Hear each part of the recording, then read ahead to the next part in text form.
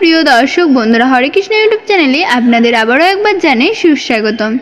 বন্ধুরা, যে ব্যক্তি সকালে ঘুম থেকে উঠে তিনটি জিনিসের দর্শন করে সেই ব্যক্তির জীবন শক্তি অত্যন্ত পরিমাণে বৃদ্ধি পেয়ে যায়। সেই ব্যক্তি অত্যন্ত ভাগ্যশালী হন এবং সেই ব্যক্তির জীবনে যা চান তাই পান, অর্থাৎ সেই ব্যক্তির জীবনে সফলতা আসে চুম্বকের মতো। তো বন্ধুরা, ভিডিওটি ভালো লাগলে লাইক কমেন্ট শেয়ার করতে ভুলবেন না। আর আমার চ্যানেলে নতুন বন্ধুরা চ্যানেলটিকে অবশ্যই সাবস্ক্রাইব করে পাশে বেল আইকনটি অন করে রাখবেন। তো বন্ধুরা, চলুন ভিডিওটি শুরু করা যাক। আজকের এই ভিডিও থেকে আপনারা জানতে পারবেন সকালে ঘুম থেকে উঠে কোন তিনটি জিনিস দর্শন করা সকলেরই উচিত, যা দর্শন করে দিন শুরু করলে আমাদের ভাগ্য সুসম্পূর্ণ হবে এবং সফলতা আসতে দেরি হবে না। চলুন তাহলে প্রথমেই জেনে নিই। আমাদের খুব সকালে বা ব্রহ্ম মুহূর্তে ঘুম থেকে ওঠা আবশ্যিক। কেন? আগেকার দিনের মুনি ঋষিরা ব্রহ্ম মুহূর্তে ঘুম থেকে উঠে পড়তেন। শুধু মুনি ঋষিদের জন্য নয়, সাধারণ গৃহস্থ মানুষের জন্য ব্রহ্ম মুহূর্তে বিছানা ছাড়া খুবই জরুরি। যদিও আজকালকার দিনে আমরা অনেকেই রাত করে ঘুমোতে যাই এবং অনেক বেলা করে ঘুম থেকে উঠি। এই অভ্যাস কিন্তু শারীরিক ও মানসিক স্বাস্থ্যের জন্য মোটেও ভালো নয়। ব্রহ্ম মুহূর্তে ঘুম থেকে ওঠার নানান উপকারিতা রয়েছে।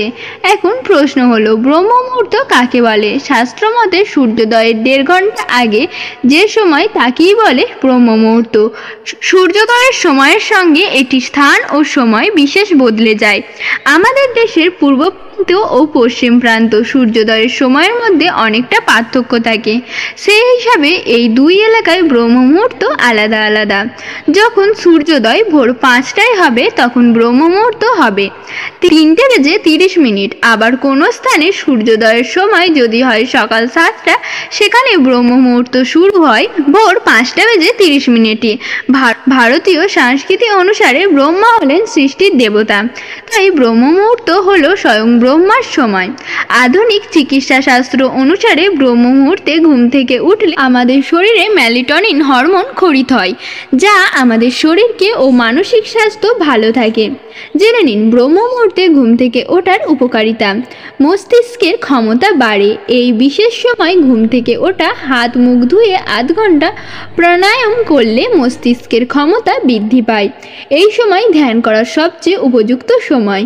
সেই সঙ্গে সঙ্গে গৃহস্থের ভেতরে ইতিবাচক শক্তি এতটাই বেড়ে যায় যে জীবনের পথে নানা বাধা সরিয়ে তিনি অগ্রসর হতে পারেন। জ্ঞানের বিকাশ ঘটে। ভোর হওয়ার 1.5 ঘন্টা আগে ঘুম থেকে উঠে প্রকৃতির মাঝে কিছুটা সময় কাটান। দেখবে দিনের পর দিন এমনটা করলে আপনার ভাবনা চিন্তার পার্থক্য আসতে শুরু করবে। সেই সঙ্গে মন এতটাই শান্ত হয়ে যাবে যে কোনো রোগও দূরে সরে যাবে। ইতিবাচক শক্তি বৃদ্ধি। শাস্ত্র মতে ব্রহ্ম মুহূর্তে উঠে লক্ষ্মী সরস্বতী মন্ত্র পাঠ করা শুরু করলে পরিবেশে উপস্থিত প্রাণ শক্তি, যাকে অত্যন্ত গুরুত্বপূর্ণ লাইফ এনার্জিও বলা হয়, তা এত মাত্রায় অ্যাক্টিভ হয়ে যায় যা সক্রিয় হয়ে যায় সেই যে কোনো ধরনের দুর্ঘটনা বা খারাপ ঘটনা ঘটার আশঙ্কা হ্রাস পায়। ফুসফুসের ক্ষমতা বৃদ্ধি। একাধিক গবেষণায় দেখা গেছে যে ব্রহ্ম মুহূর্তে পরিবেশে থাকা অক্সিজেনের পরিমাণ প্রায় 41% এসে পৌঁছায়। তাই এই সময় ঘুম থেকে উঠে কিছু সময় গাছগাছালির মধ্যে কাটালে শরীরে অক্সিজেনের মাত্রা বাড়তে শুরু করে। ফলে একদিকে যেমন ফুসফুসের ক্ষমতা বৃদ্ধি পায়, তেমনি শরীরের গুরুত্বপূর্ণ অঙ্গগুলির ক্ষমতাও বাড়তে থাকে। সাম্প্রতিক প্রায় 90,000 মানুষের ওপর করা এক গবেষণায় দেখা গেছে সকাল সকাল ঘুম থেকে উঠলে শরীরের ভেতরে এমন কিছু পরিবর্তন দেখা যায় যে তার প্রভাব ঝরার প্রক্রিয়া ত্বরান্বিত হয়। এর ফলে ওজন নিয়ন্ত্রণে চলে আসে, রক্তে শর্করার মাত্রাও ঠিক থাকে। হিন্দু শাস্ত্রে কথিত আছে এই সময় ধ্যান, পূজা অর্চনা করে সূর্যকে অতিথি হিসাবে গণ্য করে তাকে সাদরে আহ্বান জানানোর কথা বলা হয়েছে। অর্থাৎ এভাবে আরেকটি পবিত্র ও নতুন দিন শুরু করার জন্য প্রস্তুত থাকা উচিত। শাস্ত্রে কথিত আছে যে যারা সূর্যোদয়ের পরে ঘুম থেকে ওঠেন তারা সূর্যদেবের অভিশাপে অভিশপ্ত হন এবং যারা আগে ওঠেন তারা সূর্যদেবের আশীর্বাদ প্রাপ্ত হন।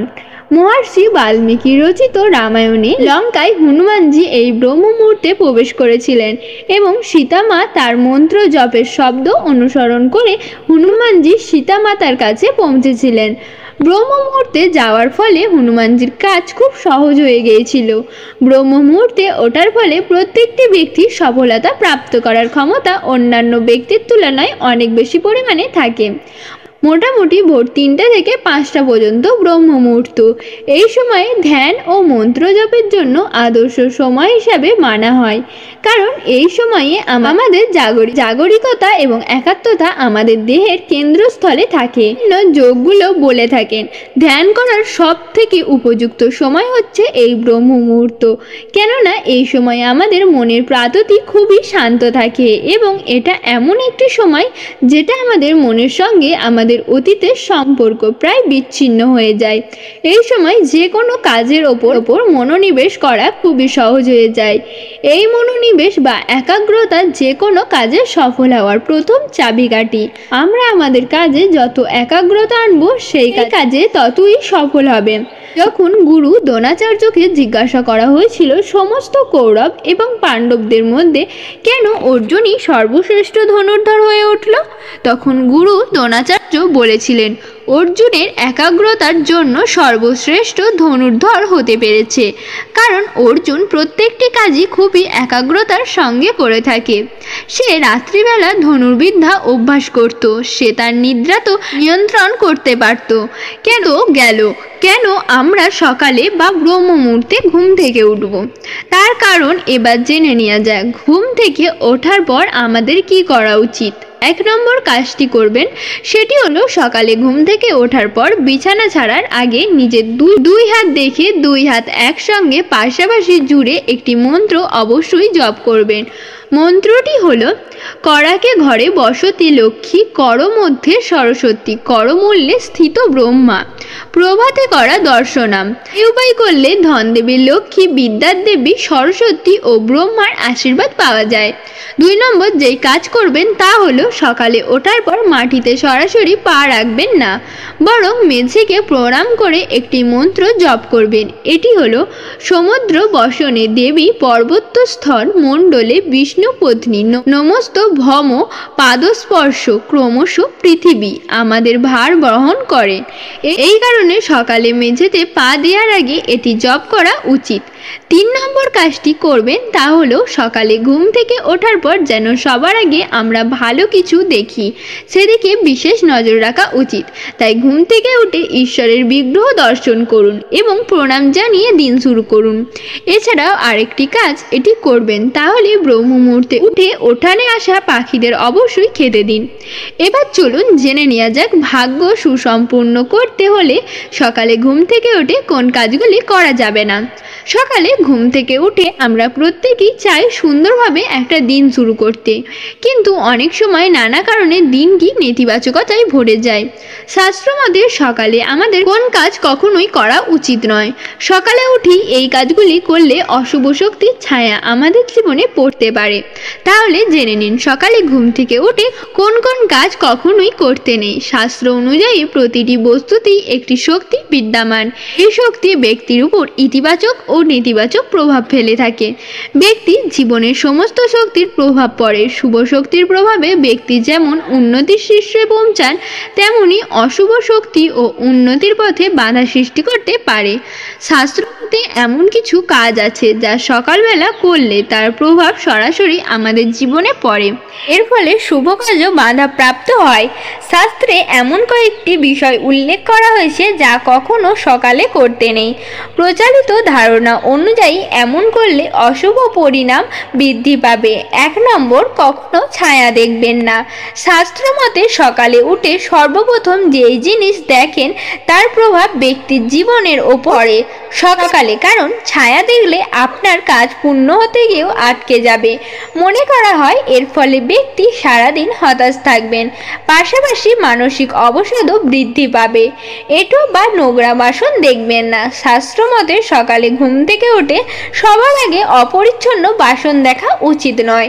এর ফলে সারাদিন অশুভ পরিণাম লাভ করে ব্যক্তি এমনকি কোনো কাজে সফল হওয়া থাকলে তাও মাঝপথে আটকে যাবে। তাই রাতে ঘুমানোর আগে কখনো এঁটো বাসন রেখে ঘুমোতে যাবেন না। সমস্ত বাসন রাতেই ধুয়ে রাখা উচিত। এর ফলে নেতিবাচক শক্তি দূর হয়। আয়না দেখবেন না। সকালে ঘুম থেকে ওঠার সঙ্গে সঙ্গে আয়নায় মুখ দেখতে নেই। মনে করা হয় এর ফলে মানসিক অবসাদ বৃদ্ধি পায়। কারণে বাস্তুতে শয়ন কক্ষে আর না রাখার কথাও বলা হয়। আয়না রাখতে হলে এমন স্থানে রাখা উচিত যেখানে ঘুম থেকে ওঠার পর প্রথমে নজর না চলে যায়।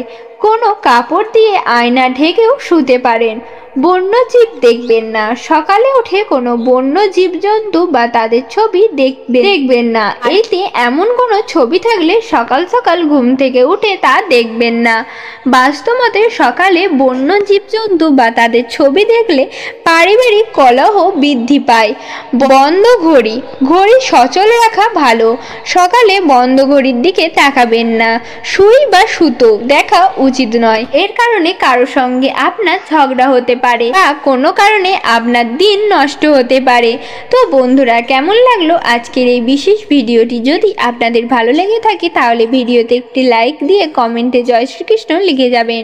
তো বন্ধুরা, আজকের মতন ভিডিওটি এই পর্যন্তই। সকলেই ভালো থাকবেন, সুস্থ থাকবেন। হরে কৃষ্ণ।